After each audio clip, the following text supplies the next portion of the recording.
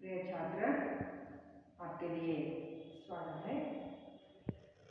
जो आपको अपने सब जो किसानों का बच्चे हैं ना, और आप गांव में रहने वाले बच्चे हैं ना, इसीलिए तुम खेत के बारे में सबको मालूम है ना।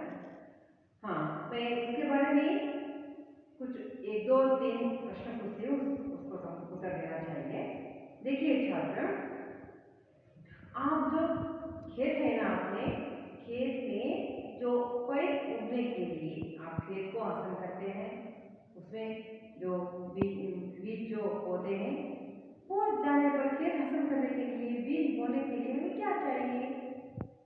वर्षा चाहिए। हमें क्या चाहिए? हमें वर्षा चाहिए। वर्षा नहीं तो बीज नहीं उगता है ना। जो बोते हैं अपने खेत में बीज, वो नहीं उगते हैं ना। इसलिए आप जो वर्षा उस साल ना होती तो हमें क्या हो जाता है? हमारा जीवन कैसा आ जाता है? कष्ट हो जाता है ना। इसी तरह आप जो तुमने 8वीं कक्षा के लिए पढ़ाई के लिए एक जो पाठ है, उसका नाम है, क्या है? जीवन धरती वर्ष। ये जीवन धरती वर्ष। अपने जीवन चलना है तो धरती चाहिए। धरती अच्छी हरी भरी रखने के लिए क्या चाहिए? वर्षा चाहिए। जीवन नहीं तो वर्षा नहीं तो जीवन नहीं है ना। वर्षा नहीं तो जीवन ही नहीं है हमारा, जैसा कि होता है ना। आप सबको मालूम गया है। आप जान सकते हैं इस पाठ के जो किसान किस तरह की जो अपनी कष्ट करता है, अपने खेत में बरसर परेशान करता है, परेशानी से हुए क्या उनका फल मिलता है। वर्षा नहीं होती तो आपका जीवन कैसा ही कष्ट हो जाता है, और वर्षा अधिक होती तो आप उन्हें क्या जो तकलीफ होता है, उससे जो तंग होता है, उससे इस सब विचारों के बारे में तुम इस पाठ में जानते हो। देखिए, आपके पास जो किताब है ना, सब निकालिए और पाठ का नाम है जीवन धरती वर्ष। जीवन धरती वर्ष पाठ निकालिए। आप सब किताब को खोलिए है ना। देखिए, जीवन धरती वर्ष पाठ निकालिए। छात्र, तुम इस पाठ से जो जान सकते हैं, जो पानी के उपयोग कैसा क्या क्या होता है, पानी के उपयोग में क्या क्या होता है पानी को, और उससे लाभ हमें कैसे होती है, इसका परिचय आप जान सकते हैं। इसका परिचय को आप जान सकते हैं। देखिए, आपके सामने जो किताब है वे निकाले हैं ना, जीवन धरती वर्ष पाठ को निकाले ना। आप मैं पाठ पहली पढ़ती हूँ, आप ध्यानपूर्वक पाठ के ओर ध्यान दीजिए और शब्द के ओर ही ध्यान दीजिए। देखिए, मैं करती हूँ, आप सही ढंग से सुन लीजिए। जीवन के लिए पानी अनिवार्य है। पानी के स्रोत अनेक हैं, नदी, नाल, सागर आदि। इन सबका कारण है वर्षा। समुद्र, झील, तालाब और नदियों का पानी सूरज की गर्मी से भाप बनकर ऊपर उठता है। इस भाप से बादल बनते हैं। ये बादल जब ठंडी हवा से टकराते हैं तो इनमें रहने वाले भाप के कण पानी के बूंद बन जाते हैं। बूंद वाले बादल भारी होकर जब धरती की आकर्षण शक्ति से काट जाते हैं, तब वर्ष के रूप में वर्षा देते हैं। इस प्रकार धरती से बादल और बादल से धरती तक वाष्प की यात्रा बहुत रोचक है। एशिया में यूरोप की तरह 12 महीना वर्षा नहीं होती है। मानसून की हवाएं वर्षा लाती हैं।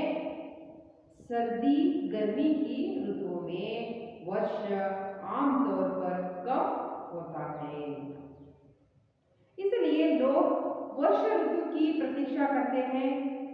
अगर वर्षा नहीं होती तो अकाल पड़ता है, खेत सूख जाते हैं और गाय बैल आदि मरने लगते हैं। जब बहुत ज्यादा वर्षा होती है तो नदियां नदियां अपने किनारे को तोड़कर बहने लगती हैं। इसको बाढ़ कहते हैं। वर्षा का जल साफ और शुद्धता जल है, सबसे अच्छा स्रोत है। वर्षा किसानों के लिए वरदान है। वह सभी लोग के लिए पीने के पानी का मूल साधन है। संसार के सभी जीव जंतुओं के लिए पानी अत्यंत आवश्यक है।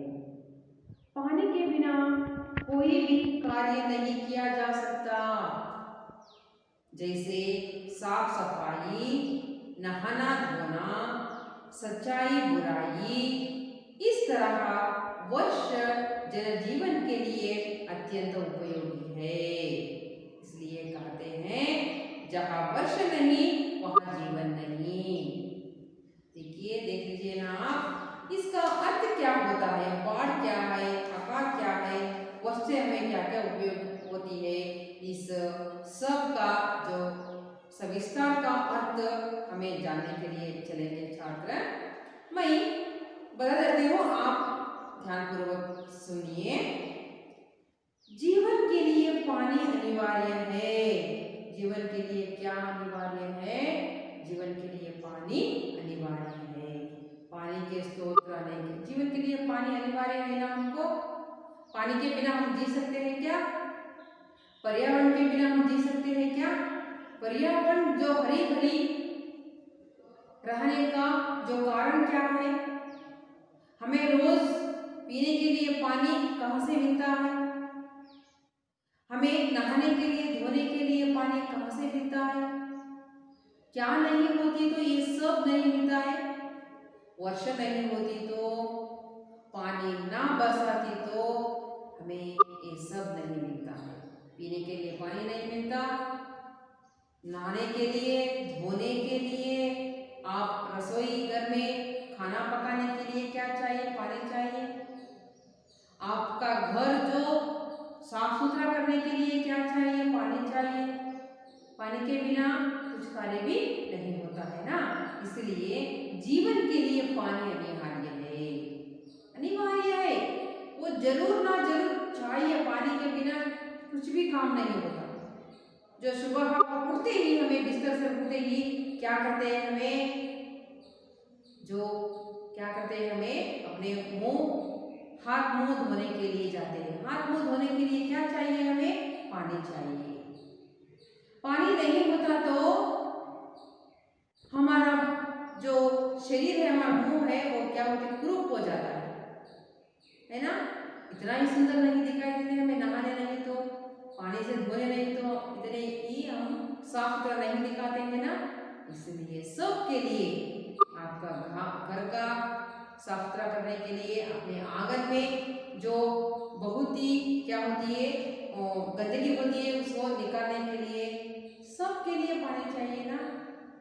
अपने कपड़े धोने के लिए, मुंह धोने के लिए, नहाने के लिए, खाना पकाने के लिए, पीने के लिए, सब हमें पानी के बिना ही कार्य नहीं होता। इसलिए अपने जीवन के लिए पानी अनिवार्य है। जो हमें जो हमें आहार के बिना कुछ समय तक जी सकते हैं, रह सकते हैं, और पानी के बिना नहीं रह सकते हैं। पानी पीकर ही हमें उपवास कर लेते हैं, है ना। इसलिए खाना से भी जरूर हमें क्या चाहिए? पानी चाहिए। पानी की आवश्यकता हमें बहुत सारी, इतना ही कहने का नहीं है, बहुत चाहिए हमें। जीवन के लिए पानी अनिवार्य, इसलिए जीवन के लिए पानी अनिवार्य है। पानी के स्रोत अनेक है। जो पानी के स्रोत जो है अनेक है। हमें हमारे गांव में पानी आने के लिए, हमारे खेत में पानी आने के लिए, हम जो जो हमें सर्दियों में जो और हमें बारिश के दिन और बारिश के दिन भी हमें क्या हमारे अपने खेत में जो उगाने के लिए पानी चाहिए। पानी के बिना ही कुछ कार्य नहीं होता है ना, इसलिए पानी के स्रोत अनेक है। क्यों हमारे जो गांव के जो सामने एक तालाब होता है, उसमें हमें पानी को क्या करते हैं, संग्रह करके रखते हैं। हमारे गांव के जो जानवरों के लिए उपयोग हो जाता है, पशु पक्षियों के लिए उपयोग हो जाता है। इसलिए पानी के स्रोत इतना ही तालाब नहीं, नदी, नाल, जल होता और क्या है, नदी, नाला, सागर आदि ये सब भी क्या है, पानी के स्रोत है। इतना ही नहीं और बहुत सारे हैं, ये सभी क्या है, पानी के स्रोत है।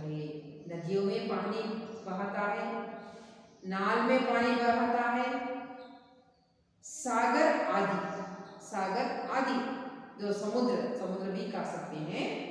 जो स्तोत्र का अर्थ होता है मूलाधार, जो पानी के मूलाधार जो होते हैं बहुत सारे होते हैं। उसी तरह देखिए और तालाब, नाल, आप जो अपने खेत के ओर जो जो छोटी सी जो बहने वाली एक जो तालाब में नदियों जैसी एक नाल होती है, वही भी पानी का स्रोत है। और सागर भी है। ये सब क्या है, पानी का स्रोत है। पानी रहने वाला है, पानी बहने वाला है। इन सब का कारण है वर्षा।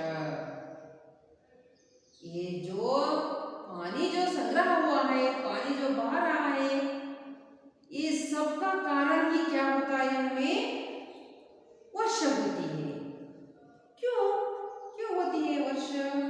ये सबका जो हमें नदी, नाल, सागर आदि का जो ये सब का कारण ही हमें क्या होती है, वर्ष के समय में हमें वर्षा होती है। वर्ष भी कहते हैं, बारिश भी कहते हैं, उनको बारिश भी कहते हैं और एक बारिश भी कहते हैं। इन सब का कारण वर्षा है। इन सभी सबको कारण क्यों, आगे चलेंगे। हमें समुद्र, झील, तालाब और नदियों का समुद्र में रहने वाला पानी, झील जो हमें जलाशय कहते हैं ना, जलाशय कन्नड़ में जोग फॉल्स, कन्नड़ में जो जलपात कहते हैं, जो अंग्रेजी में जोग फॉल्स कहते हैं, कन्नड़ में जो कहते हैं जलपात, उनको हिंदी में क्या कहते हैं, उन्हें झील कहते हैं। झील कहते हैं वे समुद्र, सागर आपको मालूम है ना, झील जलपात कहते हैं कन्नड़ में। तालाब जो आप कन्नड़ में आपके गांव के पास रहने वाला कन्नड़ में केरे कहते हैं ना, उनको तालाब कहते हैं। तालाब का जो मतलब केरे, इस तरह का कन्नड़ में कहते हैं। और नदियों का पानी, और नदियों का नदी में रहने वाला पानी जो क्या होता है, सूरज हमें क्या देता है, प्रकाश देता है। हमें सूरज का अर्थ होता है सूर्य हमें क्या देता है, सूरज हमें क्या देता है, प्रकाश देता है। सूर्य प्रकाश नहीं देता तो हमें हमारा जीवन कैसा होता है ना। आप जो ये काम करने के लिए हम कल करेगा, परसों आएगा, इस तरह हम बहाने बनाते, तो जो सूरज ने रोज हमें प्रकाश देता है ना, रोज हमें प्रकाश देता है। देखिए इसी तरह जो सूरज की जो गर्मियों से सूरज जो क्या होता है, ये गर्म होकर सूरज की जो भाप से, सूरज की जो अपनी जिससे भाप से उन्हें क्या होता है, सूरज की पानी सूरज की जो शाख से उन्हें क्या हो जाता है, ये रहने वाला पानी जो क्या होता है, गर्म हो जाता है।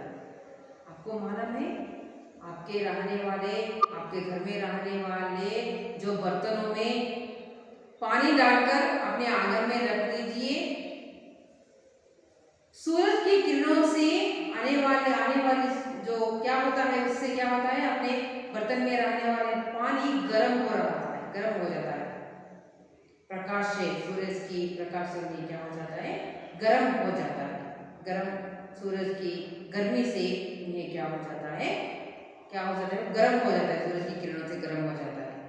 गर्म होने पानी देखिए आप अपने घर के जो बाहर अपने पाठशाला के आने के पहले आपके बर्तनों में पानी रखकर आइए। आप घर जाते ही उनको छू कर देखिए, वे गर्म हो रहता है पानी। इसी तरह नदियों में, तालाब में और सागर में, समुद्र में रहने वाला पानी सूरज की किरणों से वो क्या हो जाता है, गर्म हो जाता है। गर्म होने के बाद क्या हो जाता है, गर्मी से भाप बनकर उड़ जाता है, ऊपर उड़ जाता है। भाप बनकर उन्हें क्या हो जाता है, ऊपर उड़ जाता है। क्यों ऊपर उड़ जाता है? आप जो अपने घर में, जो रसोई घर में आप जो अन्न पकाने के लिए, सांभर पकाने के लिए आप क्या करते हैं, एक बर्तन में पानी डाल के जो गैस होती है ना, अपने चूल्हा होता है ना अपने घर में, वो चूल्हा पर रख दीजिए। रख देकर चूल्हा जो लगाइए, लगाने पर वे क्या हो जाता है, पानी गर्म होकर, गर्म होने के बाद रूप से धुआं जैसी जो आती है उसको क्या कहते हैं, हमें भाप कहते हैं। वो भाप जो क्या हो जाती है, भाप बनकर देखिए आप जो चूल्हा के शाख से उन्हें क्या हो जाते हैं, बर्तन में रहने वाला पानी जो खाली हो जाता है। क्यों? ये भाप बनकर ऊपर उड़ जाता है, अपनी जो शाख से उन्हें क्या हो जाता है, भाप बनकर ऊपर उड़ जाता है, ऊपर उड़ जाता है। उसी तरह सूरज की गर्मियों से पानी, तालाब में, नदियों में, समुद्र में रहने वाला पानी गर्म होकर वे क्या हो जाता है, भाप बनकर ऊपर उड़ता है, भाप बनकर ऊपर उड़ता है। इस भाप से बादल बन जाते हैं। इस भाप जो ऊपर उड़ जाता है, ऊपर जाकर ये भाप जो क्या हो जाता है, बादल बन जाता है। जो कन्नड़ में बादल का अर्थ होता है मोड़ा कहते हैं ना, आप मोड़ा इस तरह कहते हैं ना, वे इसे हिंदी में बादल कहते हैं, बादल बन जाते हैं। आपको मालूम हो गया ना बादल कैसे बनते हैं? मालूम हो गया आपको? थोड़ी ही मालूम हो गया, आगे बहुत सारे हैं, आप चलिए देखेंगे। ये बादल जब ठंडी हवा से टकराते हैं, ये जो आकाश में बादल बन जाते हैं ना, वो बादल क्या हो जाती है, उसमें ठंडी हवा बहती है।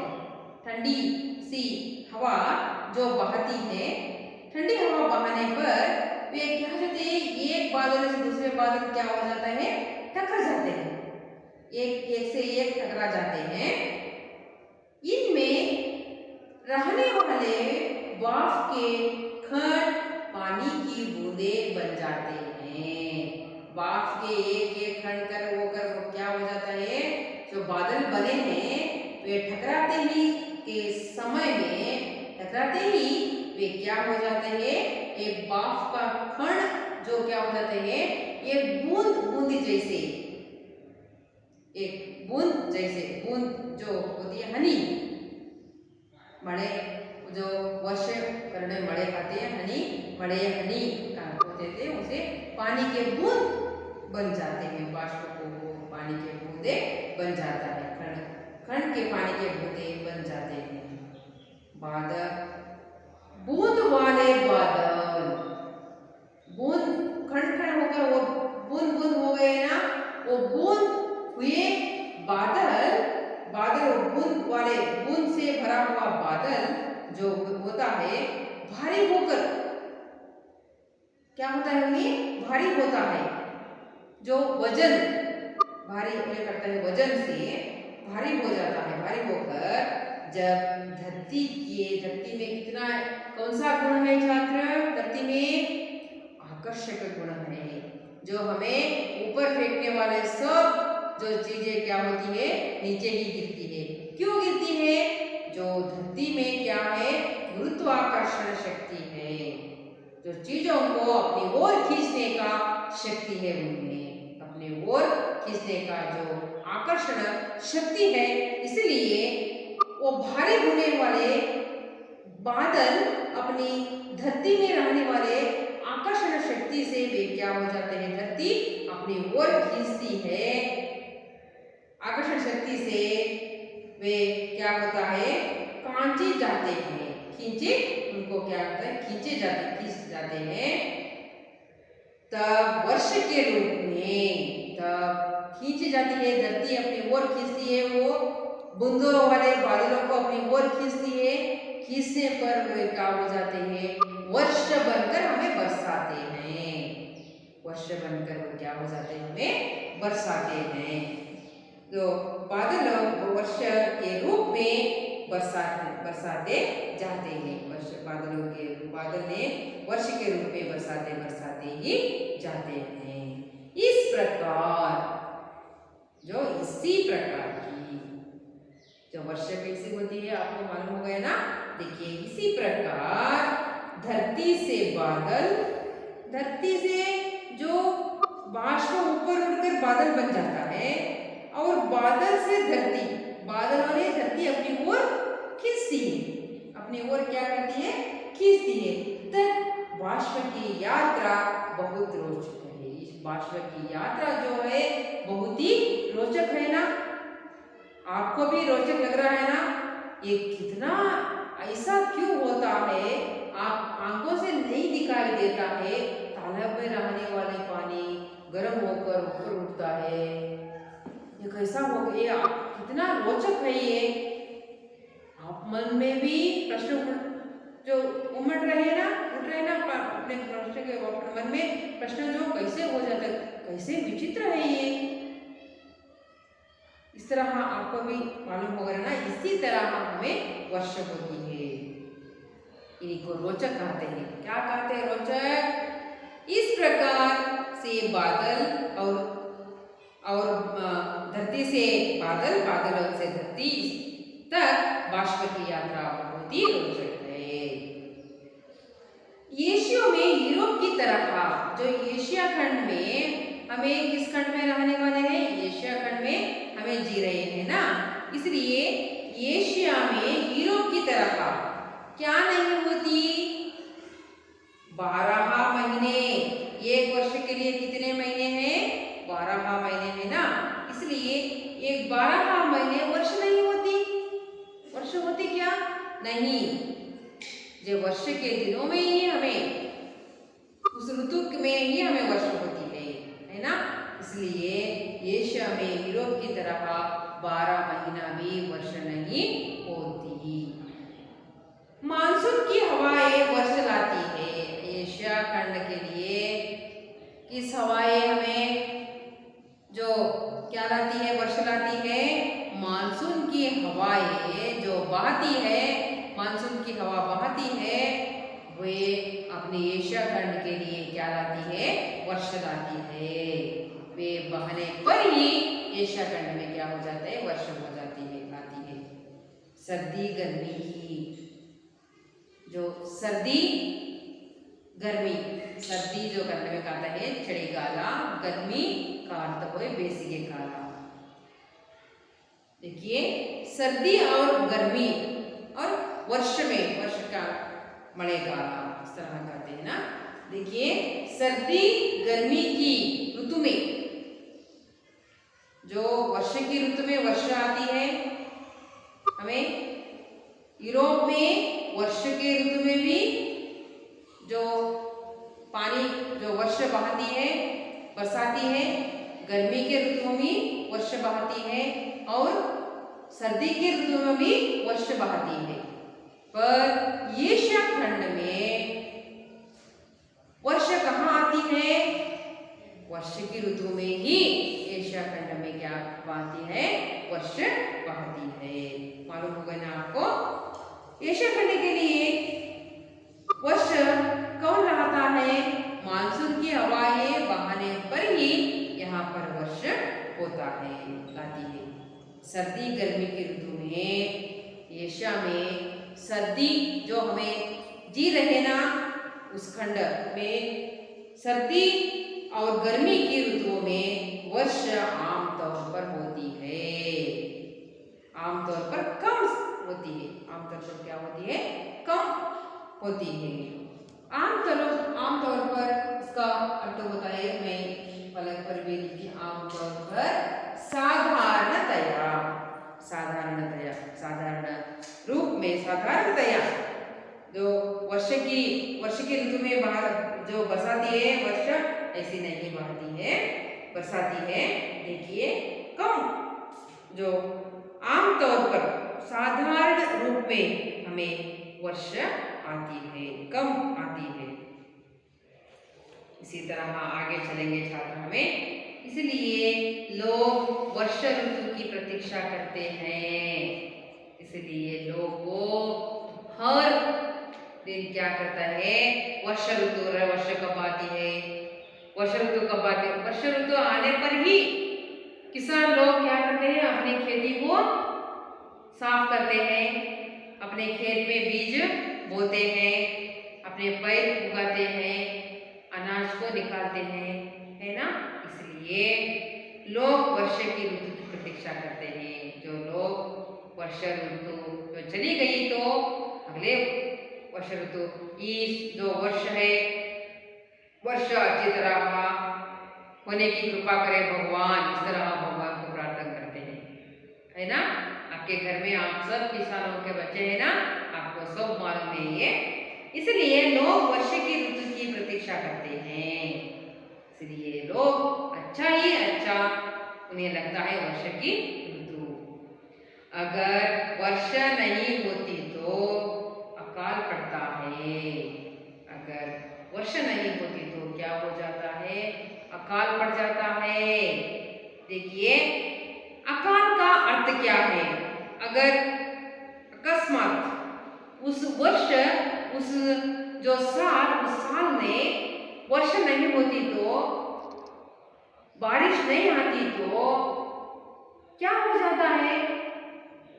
सो लोगों का जीवन, जो अपनी हालत, अपने घर में रहने वाले पशु पक्षियों का हालत क्या हो जाता है, बच्चे के हालत क्या हो जाता है, घर में रहने वाले लोगों का हालत क्या हो जाता है, अपनी व्यवहारिक स्थिति कैसी हो जाती है, इस सब के बारे में हमें सोचना चाहिए, है ना।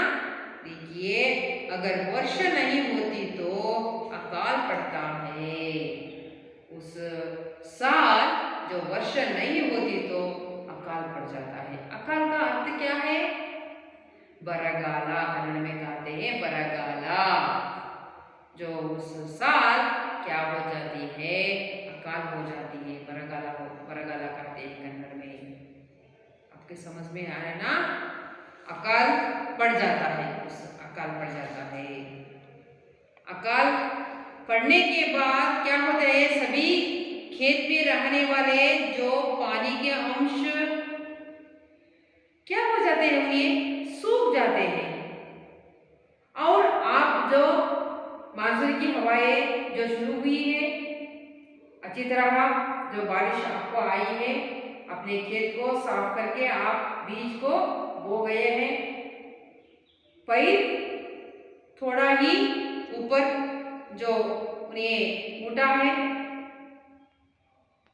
इसके बाद जो वर्ष नहीं भाती तो, वर्ष नहीं आती तो क्या हो जाता है, अपने खेत में रहने वाले तेवांश जो होती है, पानी का अंश जो होती है, वे क्या हो जाते हैं, सूख जाते हैं।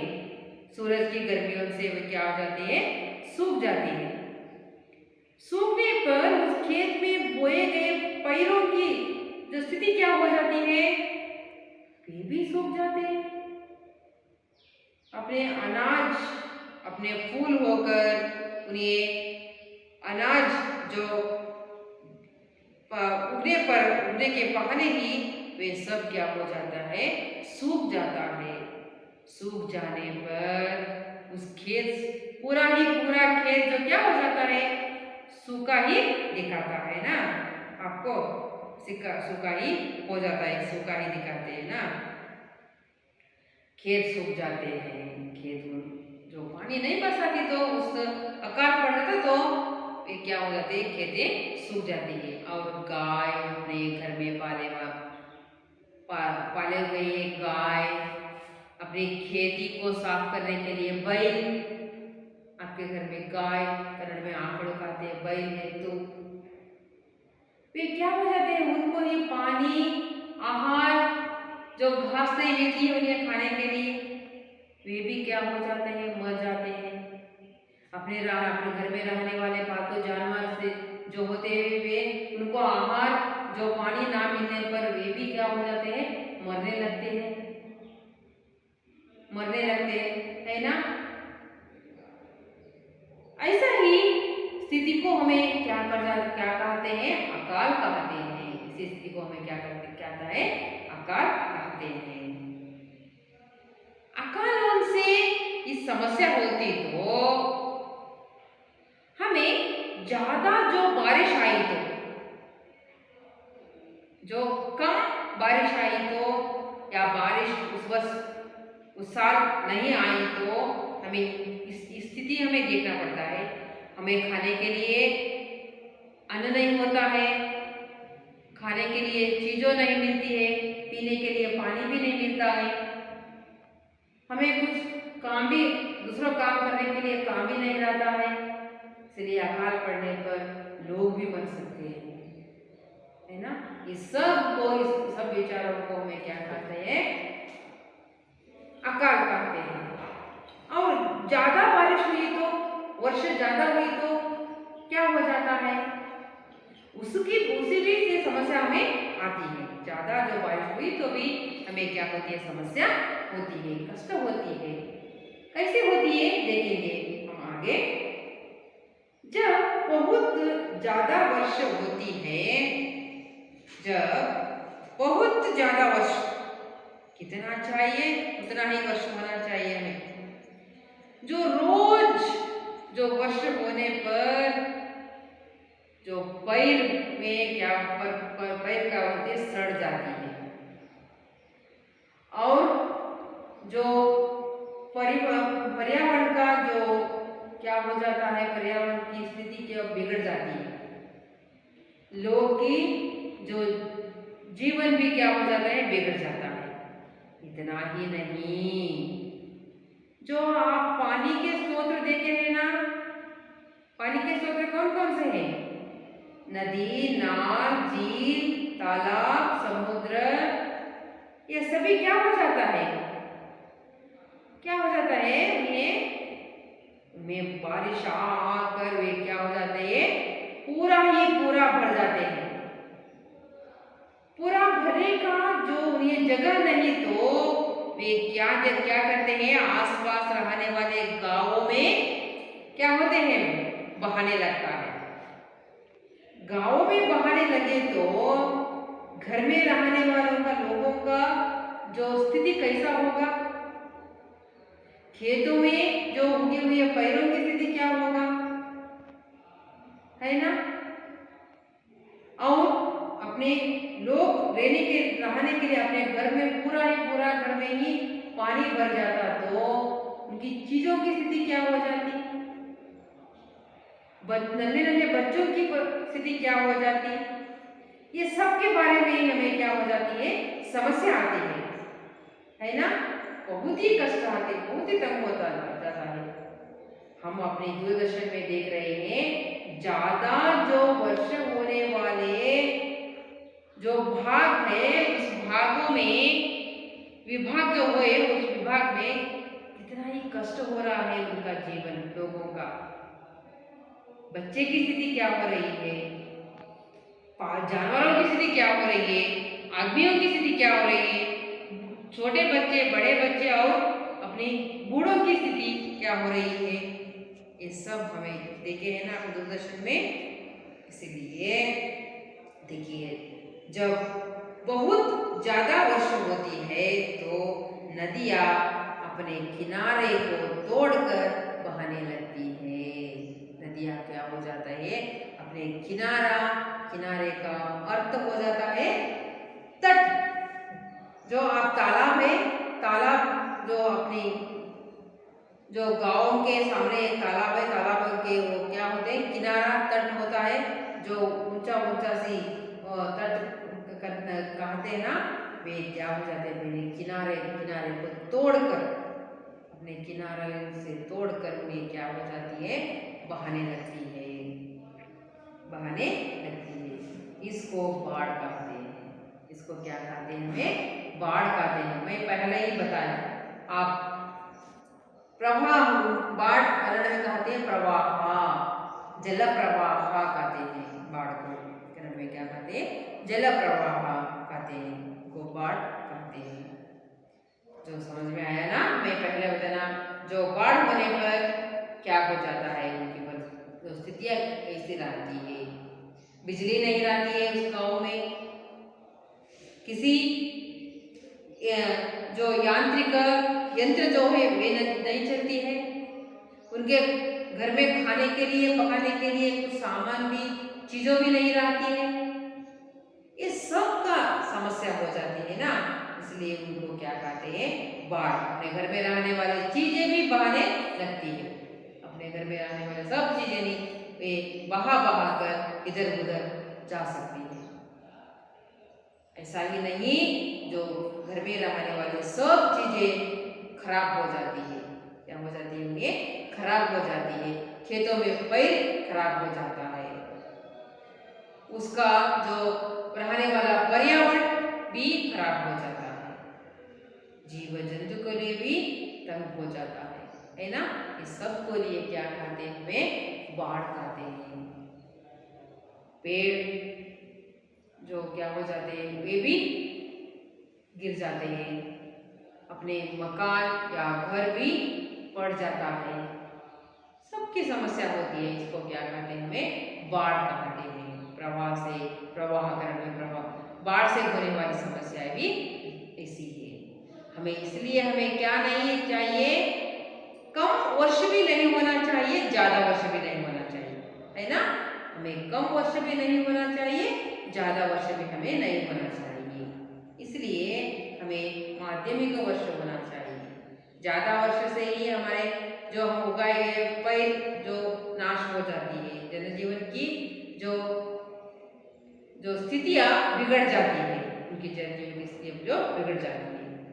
समझ में आया ना, अकाल का अर्थ क्या होता है, बाढ़ का अर्थ क्या होता है, उससे क्या क्या हो जाती है।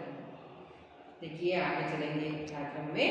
वर्ष का जल कैसा होता है, वर्ष का जल साफ और शुद्ध जल का सबसे अच्छा स्रोत है। जो वर्ष बहाती है, पानी जो बरसाता है, बरसाने वाला जो पानी रहता है, वे पानी बहुत ही साफ रहता है और शुद्ध रहता है, साफ रहता है और शुद्ध रहता है, और सबसे अच्छा स्रोत है। अपने घर में रहने वाली जो फिल्टर पानी कहते हैं ना, बहुत शुद्ध जल है कहते हैं ना, उससे भी शुद्ध जल है, उससे भी शुद्ध जल है। पानी जो वर्ष के वर्ष का जल है, बहुत ही साफ है और शुद्ध है और बहुत ही सबसे ही बहुत अच्छा जो जल है। आप समझ में आए ना।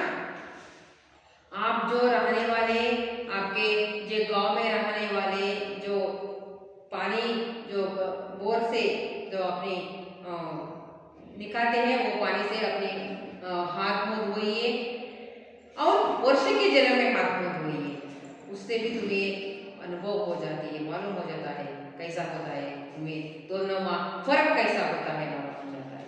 और आप कपड़े धोइए, उस पानी में कपड़े धोइए, अपने घर में नाल में आने वाले जो पानियों से कपड़े धोइए और वर्ष के पानियों में कपड़े धोइए, उसमें भी तुम्हें फर्क दिखाई देता है, फर्क दिखाई देता है। आप समझ सकते हैं वर्ष का जो पानी है कितना साफ है, इसमें तुम्हें मालूम हो जाता है। इसीलिए बच्चे देखिए आगे क्या हो जाता है, वर्ष किसानों के लिए वरदान है। वर्ष किसानों के लिए क्या है, वे वरदान है ना। किसानों के लिए नहीं, हम सब के लिए वरदान है वर्ष।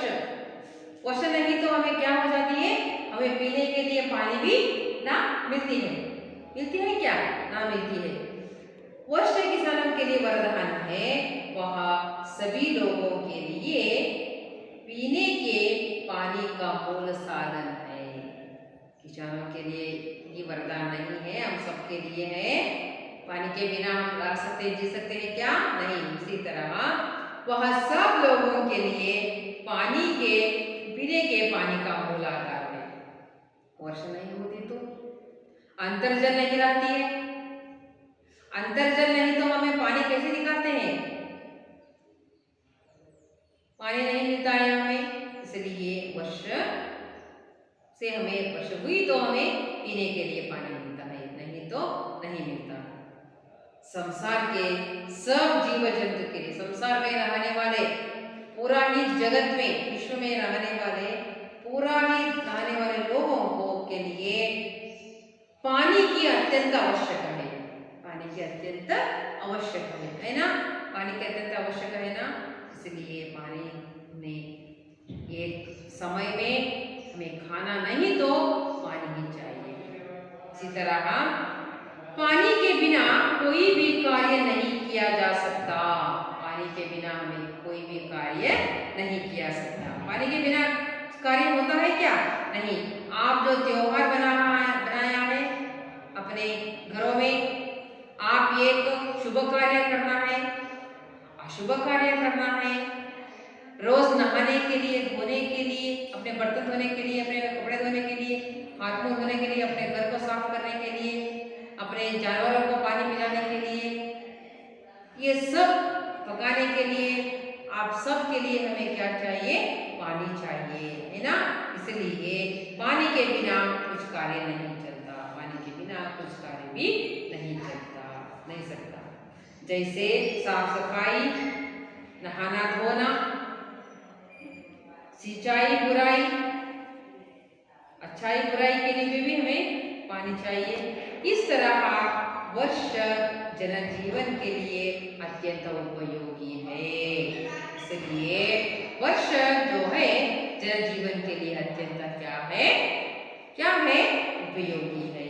वर्ष के उपयोग, पानी के उपयोग आपको मालूम हो गए ना? किसके लिए पानी चाहिए, किस तरह के रूप के में पानी चाहिए।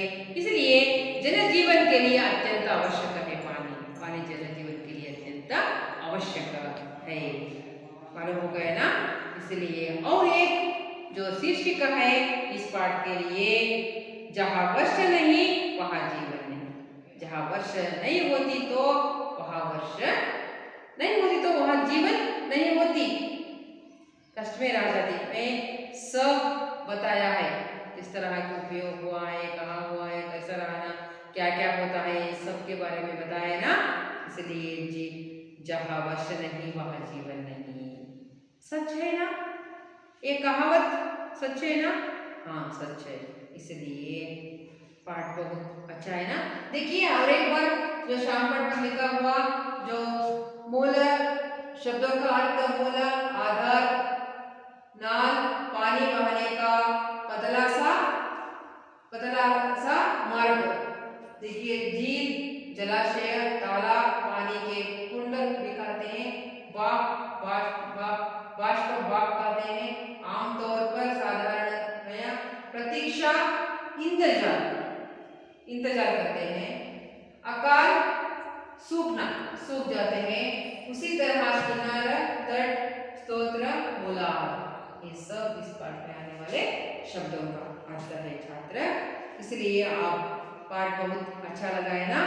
आप अच्छी तरह बैठकर पूरा ही ध्यान देकर आप पाठ सुने हैं।